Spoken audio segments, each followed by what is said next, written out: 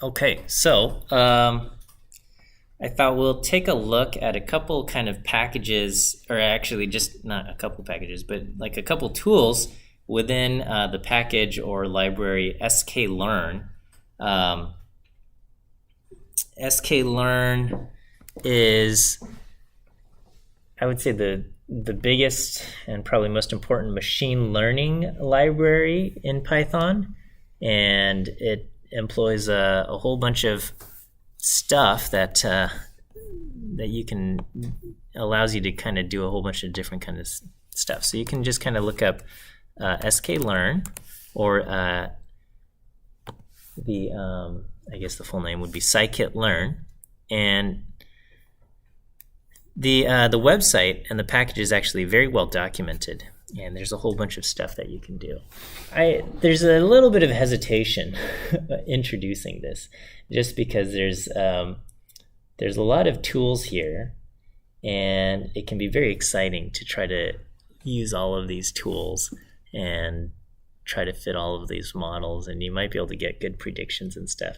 But it's also easy to kind of improperly use them as well, and certainly you can create models that overfit, models that aren't great, and so I would recommend at least picking up a textbook and maybe taking a course like, I don't know, 102B, 101C is probably the most relevant one. 101C doesn't use Python per se, but it'll teach you a lot of kind of the foundational ideas for machine learning and mining your data for insight.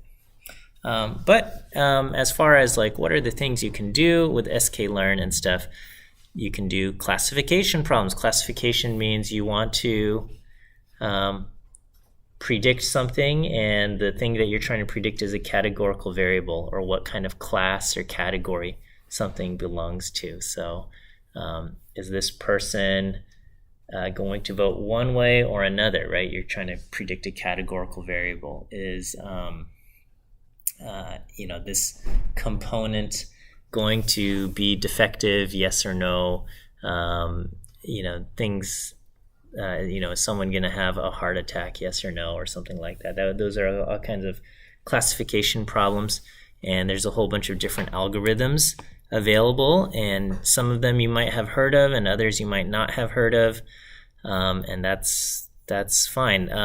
Classification, both classification and regression fall under supervised learning. Regression is, how do you predict a numeric variable? So classification says identify which category an object belongs to, and regression is predicting a continuous valued attribute associated with an object. So it'll be something like, let's predict someone's weight, or let's predict someone's income, or let's predict the price of something. These are all kind of numeric values, and we can do that. Or predict someone's blood pressure, some kind of numeric value. Okay, so these classification regression are supervised learning. Supervised learning, this is just like very, very, very broad strokes of machine learning concepts.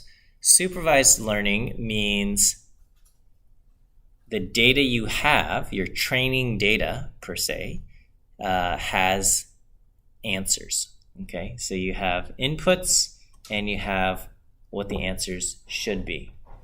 So kind of like when you solve a CAPTCHA on, like, Google says, like, hey, tap all the images that have, I don't know, traffic signals in them or something like that. Okay, sometimes you are given an image where they already know the answers, and you tap the things, and if you get the answers correct, then they say, okay, you're a human. And sometimes they give you pictures where they actually don't know the answer, and by you tapping the things, you are giving the answers to Google. Okay, so it's kind of I think they still do this with like the SAT exam, they have like different sections, and like they always tell you like one of these sections is not graded or something. And what they're trying to do is they're trying to figure out what questions are like good questions that they can use in the future as far as like gauging someone's score, and then others like these are questions that have appeared in past exams and they already know the performance, and if you get this right, your score goes up, and if you get it wrong, your score goes down, versus like the ungraded section, they're still gathering all of this data, but they're trying to kind of learn from it as well. So supervised learning means you have the answers and you can kind of measure how well your statistical model, your algorithm is performing, because you say, okay, well, I know the correct answer is like, I gathered this voting data, and I know this person voted for this candidate, and I know this person voted for the other candidate, and so on and so forth. And you're going to say, okay, my model says when we put in person A, it correctly predicts this person, okay, who they voted for. And when we put in person B, it got it wrong, okay? And we're able to measure like how good this algorithm is performing because we know what the answers are and we can compare it, right? And that's called supervised learning because you have the answers to kind of supervise things in terms of like it's driving something towards a set of answers, okay? On the other hand, you have unsupervised learning, which is something like clustering and dimensionality reduction. These all fall under unsupervised learning. Unsupervised learning means you have data and you don't have answers. And so you're just trying to find kind of interesting structure, interesting ways to organize your data in a way that kind of makes sense. So that will be something like if somebody gives you a whole bunch of newspaper clippings and say, I want you to organize these into different piles. Okay, that would be unsupervised. Okay, because you'd say, okay, well maybe we'll make a pile for politics, and we'll make a pile for world news, and we'll make a pile for, like local, like California news or something like that, right? That would make sense for, say, like if your newspaper clippings come from California, versus like if you were based in, say, Florida or something, your newspaper clippings might look quite a bit different and stuff, and how should you you probably won't make a category pile of California news or something like that, right? But anyway, unsupervised is you're kind of looking for structure in the data, neat ways to kind of organize it or something. Dimensionality reduction is something similar. Can we like simplify the number of variables, reduce the number of variables that we have? Just because if you have a whole bunch of variables, your analysis is just generally harder. And so if you can kind of say, hey, these are the 3 most important variables to think about, then you can do that, right? So if you think about like, I don't know how many schools you were considering when you were applying to college, right? But there's like a bunch of factors you got to think in, right? Like how much does it cost to go there, and how big is the campus, and what is its prestige, and is it a this and that, like what's the class size, what majors are offered, there's a whole bunch of different things.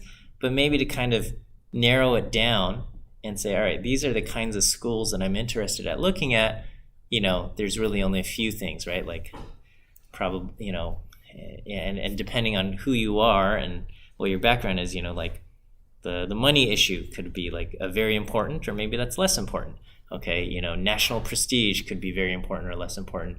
And, a bunch of things could be kind of just boiled down into like, student experience, or I don't know, whatever, right? If you can just kind of reduce the variables down to just like a few factors, it's easier to think about, easier to kind of reason and do comparisons. And so that's going to be dimensionality reduction. I would say those are your 4 primary kind of tools that are available in scikit-learn. And then there's a whole bunch of stuff that goes into that, into like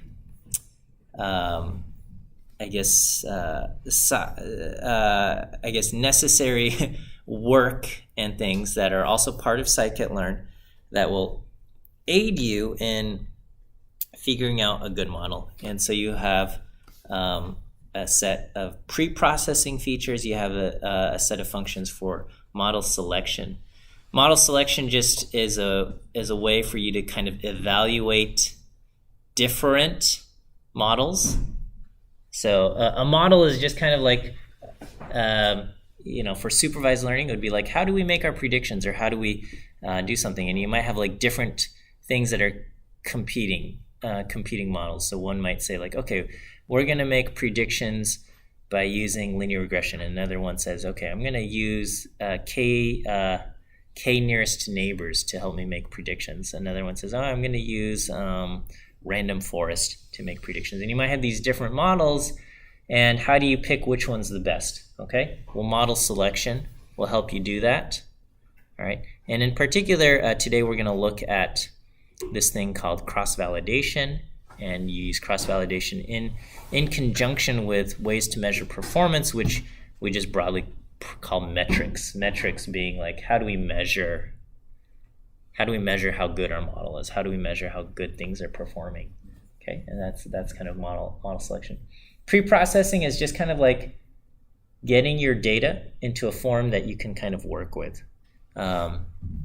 So there's a bunch of kind of tools in here. So for example, if you have a lot of these algorithms require numbers, and actually almost all of them require some form of numbers. And so if you have a categorical variable, which is very common, how do you turn your categorical variables into numbers? And so, a common approach is to make what we call dummy variables, which is basically you turn each category into a column of ones and zeros. So you might have the color of a car, right? And you have a white car and black car and silver or gray car or something like that.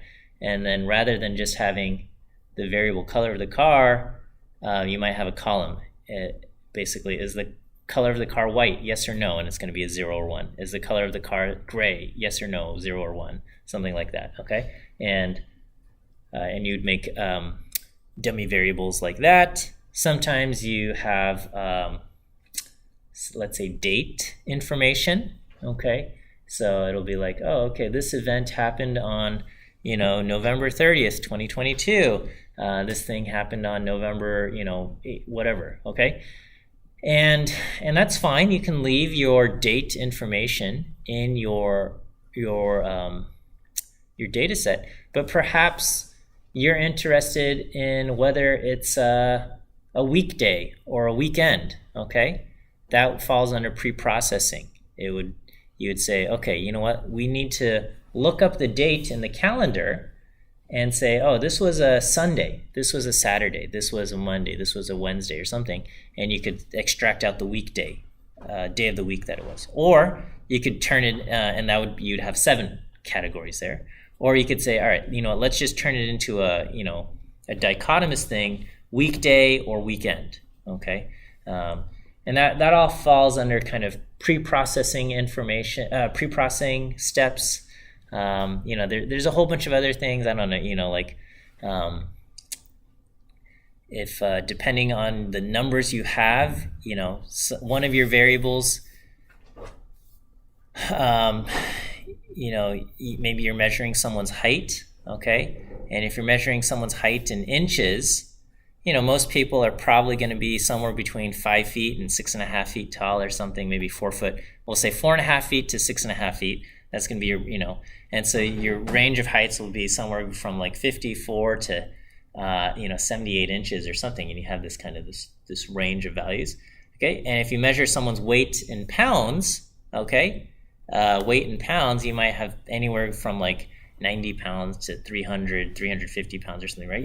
There's much bigger range of values for weight as far as measurements in pounds go, right? And so to kind of, and if you have, very different scales for your variables, that could throw off the analysis. And so part of pre-processing might be like normalizing your variables, normalizing just means, okay, we're turning everything into z-scores. So everything has a mean of 0 and a standard deviation of 1, or or standardizing, I guess. So all kinds of stuff. Sometimes you have variables like income, which is like super highly right skewed, right? Most people probably make somewhere between $30,000 and $200,000 per year. But you're gonna have some people that make $1 million or 20 million a year or something, and going from 30,000 to 200,000, it sounds like a huge kind of pay increase, right? If you can imagine somebody whose job is $30,000 and then they get a new job that pays 200,000, you go, wow, that's a huge difference, right? But then because their income went sevenfold, right? Increased sevenfold. But then to go from say 200,000 to say 20 million, right? And there's not a ton of people who make 20 million a year, but there are. And going from 200,000 to 20 million, what is that? That's a 100-fold increase or something. Okay, that's way bigger than the sevenfold increase. So sevenfold increase on 200,000 is like 1.4 million. And that's also a very big difference. But so anyway, things just go kind of wild in there, and so taking the log could help, and that all falls under pre-processing there. So there's a lot of stuff and a lot of time actually. Maybe I should spend a little bit more on pre-processing, but anyway, what I wanted to look at today is kind of this some of the tools in model selection, and specifically cross-validation, or doing some kind of a splitting of your data. Okay. And so to start us off, I import our usual packages, NumPy, Pandas, Matplotlib, and then from sklearn, we're going to just fit a linear model. Okay, so we're going to just kind of start there, and then I'm going to import tools from pre-processing and model selection, and then specifically within model selection, I'm going to take these tools called train test split and also cross-validation score. So these are just some of the tools that I'll be using. That's what we have. Okay. This is a little bit of a diagram of showing how cross-validation or validation and train test split works. And the reason why we do this is to avoid overfitting our data. And overfitting just means that you have created your model, you've created your algorithm so that when it makes predictions, it is making these oddly specific predictions that only apply to your particular set of data. Okay? So, you might have gathered data on, say, 1,000 people, and maybe you're trying to predict, how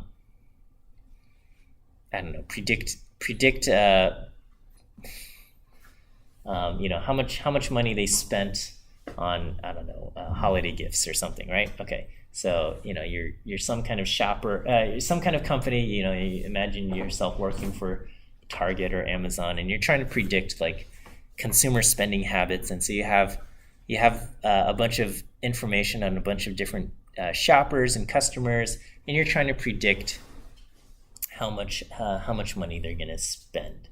And so you look at all of these things, and there could be within your data just something, something unusual could have happened. Perhaps a rare item like became, like if you think back a year or so ago, like the PlayStation 5 was really hard to get a hold of or something, and so maybe like within that shopping period there was like or the data set that you're looking at, there was this like shipments of PlayStations arrived or something, and so within that data, you're going to see this thing where it's like, oh, you know what, on this day there was a huge spike in sales or something like that, and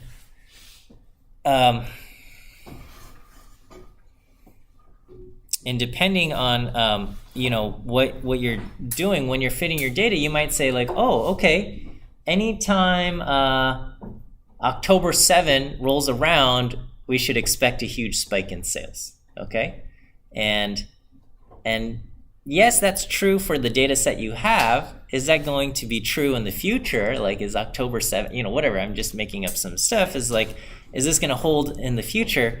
And reasonably we would say like, no, that's not going to work. There just happened to be an influx of inventory or something, and they sold out right away, and that's why we see the spike. Okay, and it's not something that actually is like a generalizable trend. Okay, and so overfitting would be kind of factoring that in and making the mistake that you found something that's generalizable when it's not. Okay, and it's a very easy thing to do if you just kind of look at certain metrics, right? If you're saying, I want to just eke out some more R-squared values, okay? So in 101A, in your linear regression course, one of the tools that you have to measure model performance is R-squared. You have other tools, the AIC and the BIC. There's all of these kinds of tools that you have that can say, all right, this model performs better than another model. And those are good tools, okay? But yeah, some of the tools, like R-squared, is subject to kind of leading to overly complicated models or overfitting your data. And so, that's why we've developed AIC and BIC as kind of alternatives that say, hey, as your model gets more complicated, like, we apply a penalty type of thing, okay? Cross-validation, train test split. This is another tool to help us avoid that issue of overfitting. What we do is we take all the data that we have and we split it, okay? And we split it into training data and testing data. And then what we do is we fit a model on the training data. We say, okay, you know what, let's figure out how do we predict the data in my training really well. And then once I have a good model here, I'm going to see how well does it perform at making predictions over on the testing data, okay? And we call this the testing data because we also have the answers, right? So we have the answers and we can measure, like, do we get it right or do we get it wrong on the testing data, right? And so maybe we've tweaked our model so good so that we can predict everything perfectly in the training data. And we say, okay, I think this model's really good. I'm getting 100% accuracy over here. Let's try it out on this testing data, okay? And then, oops, on the testing data, we realize, oh, you know what? Our model is not performing well because it's taking, in order to get 100% correct in the training data, it started asking weird questions like, okay, did the thing happen on October 7th? If it did, we're going to put a spike in the sales, okay? And then when you look at the testing data, it's October 7 of a different year, and they say, oh, October 7, let's put a spike in the sales, and go, oh wait, no, now we're predicting poorly or something, right? So that's why we have the testing data. We say, okay, are we able to kind of generalize and still perform well on new data?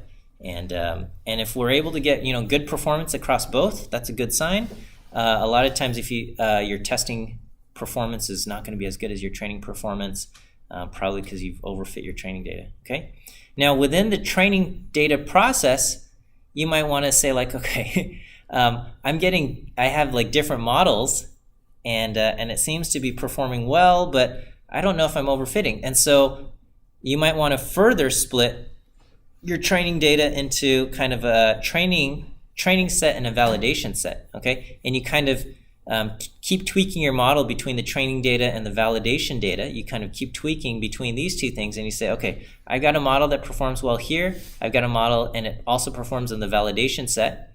And this entire time, you've kind of set apart the testing data, a holdout sample, all the way to the end. And so you kind of keep tweaking your model, working back and forth between the training and the validation thing until you're like happy with the models that you have. Maybe you have a two or three competing models that you say, okay, these ones are performing well, and then you take those models and then you perform on the testing data to see how well does it perform there, okay, to help you pick.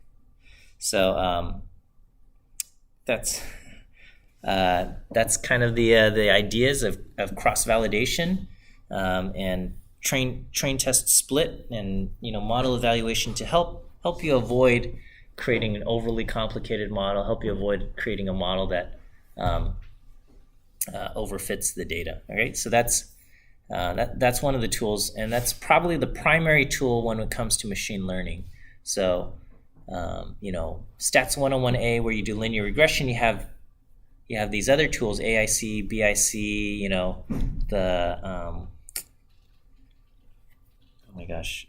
log likelihood test. You have these different tests available to see is adding a parameter truly improving things. And as far as machine learning goes, we don't use those tools very much. We use, I would say, cross-validation probably as the most common tool for evaluating model performance. Okay, so to do this train test split, I'm going to use this function, train test split, and I just want to show you how it works on a very simple set of data. Okay, so I've got X, Y, and Z. All right, and so X is just a matrix of 10 rows. Okay, and so we can see we have to pretend that these are our predictor variables, and they're completely meaningless here, but it's just 0, 1, 2, 3, 4, 5, 6, 7, 8, 9, 10, 11, 12. Obviously, this would be a terrible data set to use because you have perfect collinearity between these variables. But anyway, this is pretend this is our X matrix, and we're using our X variables to make predictions. And we can either make predictions on Y, which is going to be numeric, or we can make predictions on Z, which is categorical, Z's and zeros and ones. Okay, so the way train test split works is you say, okay, take your data, okay, and take our matrix X, and I want you to split it into a training and test, okay? And here, I have 10 rows, and I say I want my test size to be 1/4. So Python's going to be like, oh, should I do 2 or 3? And I think it ends up doing 3, okay? And so it splits the 10 into 7 and 3, okay? And here, this step is random, so you do random state equals 1, and then you can do the same thing to Y, okay? And so, it just randomly selected row 2, row 9, and row 6, and so it'll also correspond to selecting value 2, value 9, and value 6 when we split the Y, right? So we take Y, okay? Now, what you will commonly see is you can actually give it both a matrix and a vector, and it will create a tuple of 4 variables, okay? It will take the X and it'll split it into a training and testing set, and it'll split Y into a training and testing set, okay? And then you can change your random state, for reproducibility. I could use the same one, but you can see that basically it takes the Y values, it lines them up with the X, and it splits it accordingly, right? So inside the training data, we have 0723698, and we get 0723698 for the corresponding Y, 415 for the test data in the X, and 415 for the test data in Y. Okay, if I set random state equal to 1, then we'll get the same kind of results that we got up here. 296 in the test set, 296 in the test sets for both X and Y there. Right? And so I think you'll see this quite a bit, as far as, doing your initial split, the original data, you want to split it into kind of training data and testing data, and you'll just kind of see X and Y being unpacked into 4 values, 4 different things here. Okay. If you have a categorical variable, you will probably want to stratify on your categorical variable, and that helps you avoid, class imbalance problems. So, my categorical variable here, I have half of them are zeros and half of them are ones, and that's fine. But, perhaps you have data where you want to predict how often does somebody click on a pop-up ad, right? Or an ad on the internet, okay? And certainly people click on those ads, but a lot of times that kind of click-through rate is pretty low, maybe less than 1%, right? So you might, this ad might appear on 1,000 different people, and 10 people might click the ad, okay? And so let's say you have this data set, and if you just do a random splitting of the training data, it's possible that, say, in your training data, you click a lower proportion ends up going through, or a higher proportion just by random data. So overall, maybe it's 1%, but then in your training data, maybe it looks like there's 1.5% in your training data have clicked through. And then in the testing data, only half of 1% click through, right? Just because of the random split. And that's going to throw off the accuracy of your model. And so in that case, you really want to stratify, and that will kind of make sure that in the training data, it's 1%, in the testing data, it's 1%. So you don't run into some of these issues here. So here, I just specify the argument stratify equals z. Okay, as far as test size, you can kind of pick any values. Here we're going to say test size 0.4. I have a total of 10 observations, so I'm going to have 4 observations in my test data. And so it's going to look at that, and it's going to say, okay, we want to make sure, because overall the proportion of ones and zeros is 1/2, we're going to make sure half of my 4 values are ones and zeros. Oh, I put my view quiz answers here, and these are actually incorrect. They are not, actually, I forgot. Shoot. I'm going to have to okay, did anyone already put in their view quiz answers? Okay, let me, shoot. Okay, give me a second. Let me pause my recording. Okay, I will go ahead. I will give you your view quiz answers. Okay, number 1 is E, and number 2 is C, and number 3 is B. Okay, those are your 3 view quiz answers for today. So I better save this. I'm gonna have to add an update on Git. I will do that.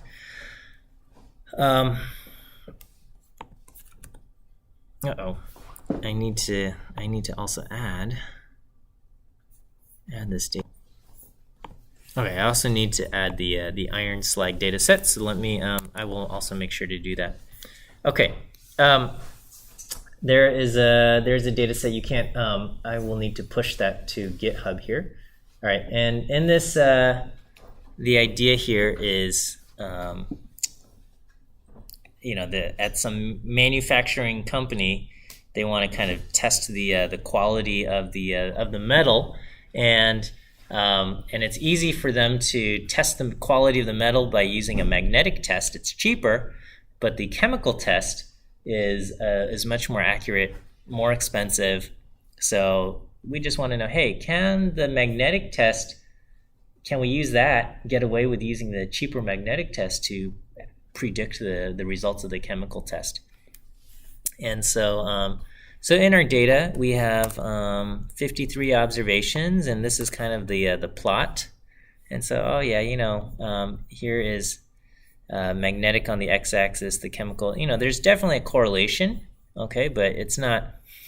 There's also some scatter, right? So for we have some data. They have the same result on the magnetic test, but there's kind of a good range of values that they correspond to as far as the chemical test goes. So how important is accuracy for us? I don't know. Okay, but let's go ahead and do a train test split here. Okay, so I'm going to just take here is we just have the data frame. Okay, chemical, magnetic, and so I'm going to just do train test split between iron and we're going to say let's hold out 20% to be our test size. Okay, so on the training, these are my training observations, and then my test observations. I've got this, and we kind of just want to say, hey, what is the performance here? Okay, so this is just a plot of the training data, which is just a random subset of this. We've removed basically 20% of the random points here to hold out as our test data. And we're going to just use our training data to try out different kind of models. Okay? And so what I'm going to do is I'm going to, in order to use sklearn, we have to separate the x values from our y. And so in our case, we just have one predictor, which is just x, the magnetic values, and our one value that we're predicting is chemical, which the results of the chemical test, which is numeric. But you might have a data set where you have multiple x variables used to make a prediction. And so anyway, you would extract those things. So here I'm just saying, from the training data, pull out the column magnetic. Okay, now here you could do a dot loc, and if you had multiple columns, you could do dot loc and give it the name of the columns that you want. Okay, and then we're going to pull out those values, and I'm going to just reshape it into a matrix. Okay, 42 rows, 1 column matrix there.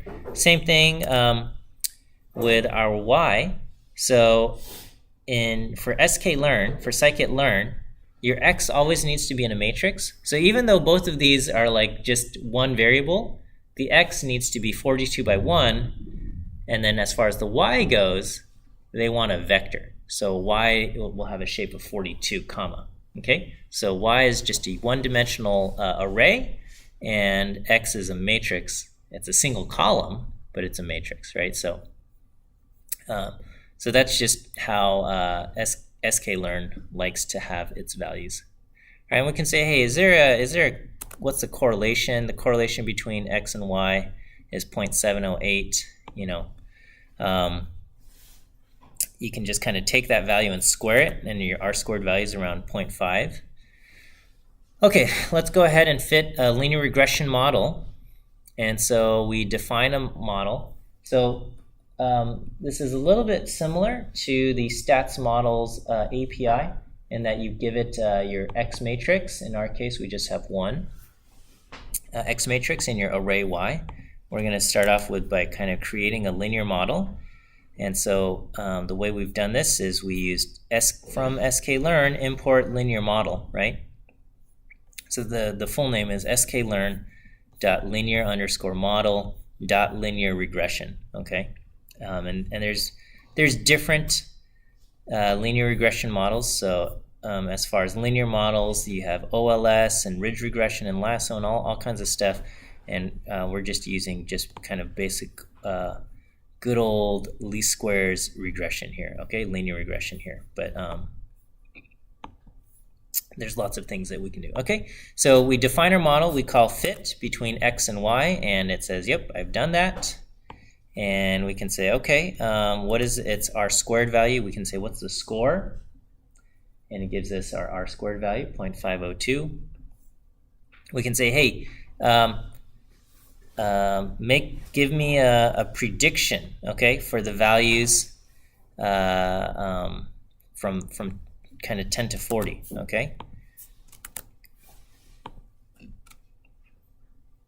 And so I just created kind of a vector from 10 to 40, and then I'm going to say, hey, what are my prediction? And I'm going to kind of plot this, okay? And so from 10 to 40, this is just the line, the prediction line.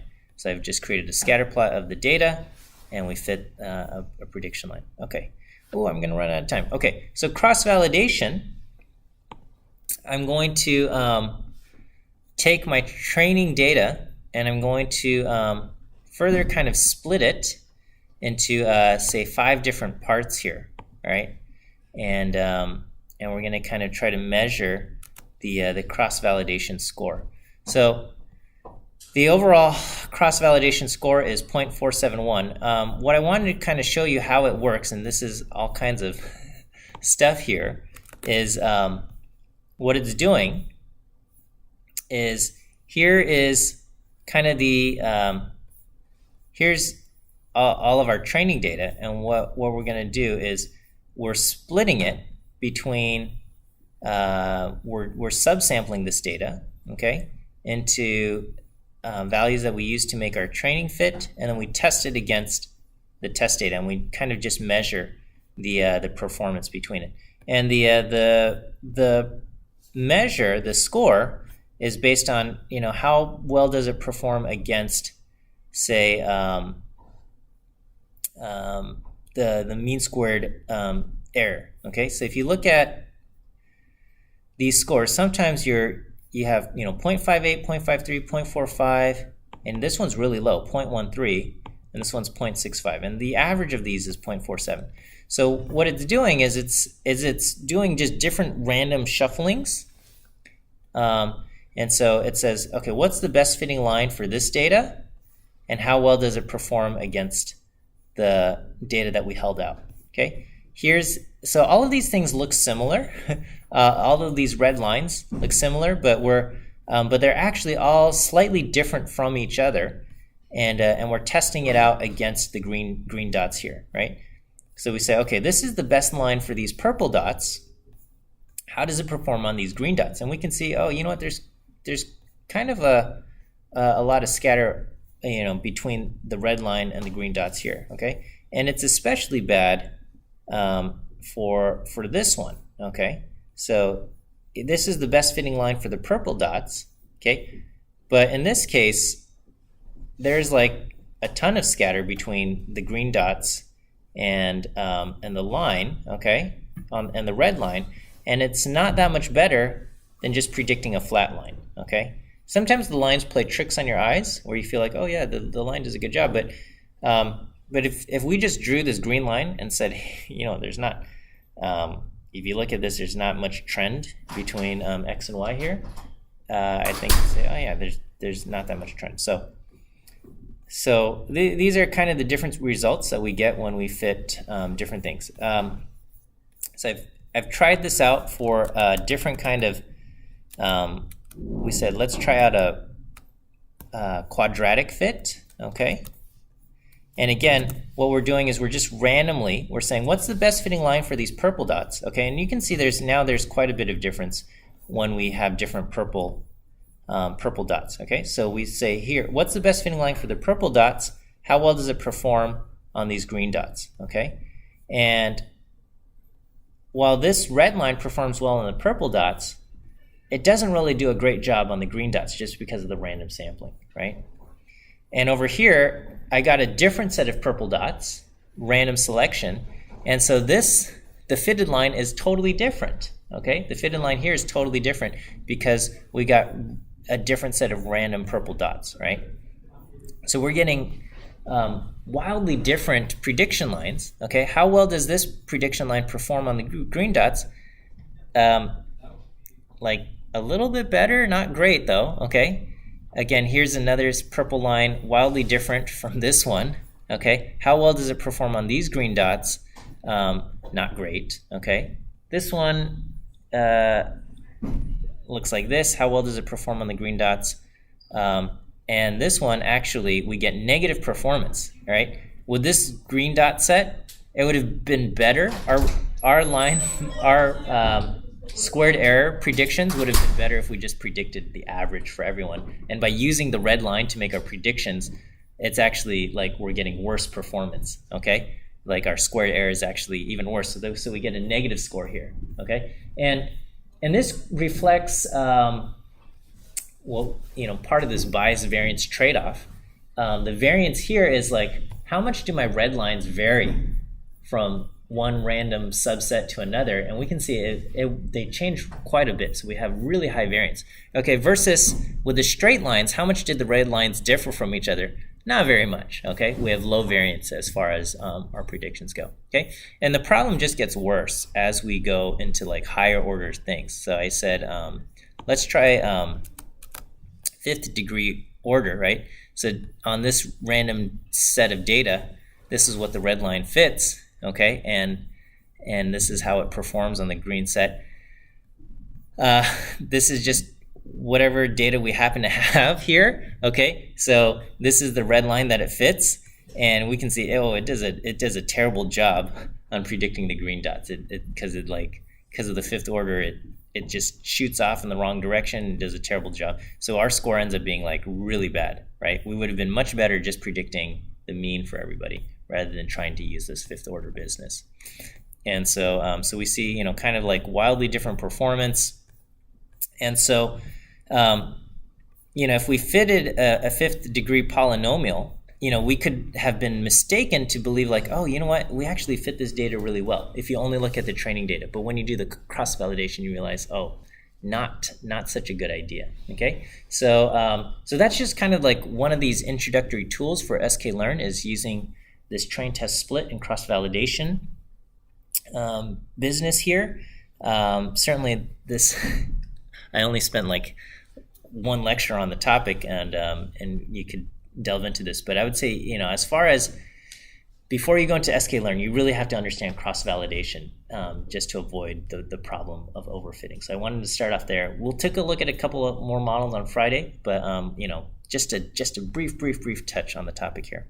But that's it for today. So we'll end here, and we will see you on Friday.